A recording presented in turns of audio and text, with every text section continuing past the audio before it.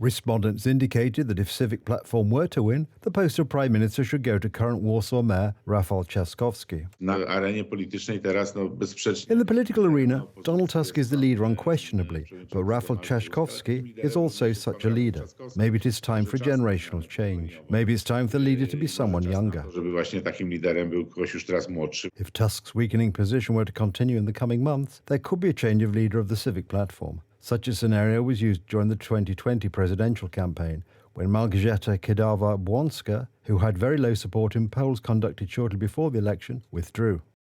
Donald Tusk will not be able to afford such a move. He returned to politics today because he wants to return to power at all costs. Between 2007 and 2014 he meant something, and then it got worse. Donald Tusk is not Małgorzata Kidawa-Błońska, who resigned because of the polls. Donald Tusk was supposed to return on the famous white horse. As it turned out, Civic Platform is unable to cross the 30% threshold in the polls. This glass ceiling includes the achievements of 8 years of Donald Tusk's government. One of them was raising the retirement age.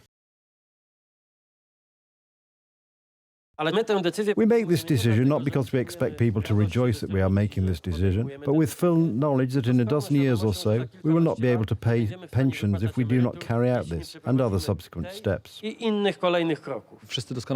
Everyone remembers those difficult times when Donald Tusk was in power. High unemployment, low wages. Those were the times that Poles faced just 7 years ago, when Donald Tusk was Prime Minister of Poland.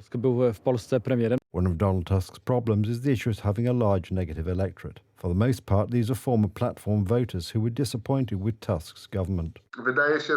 It seems that it is beginning to occur to him that he is an unelectable politician, that he should give way to younger and more capable opposition politicians.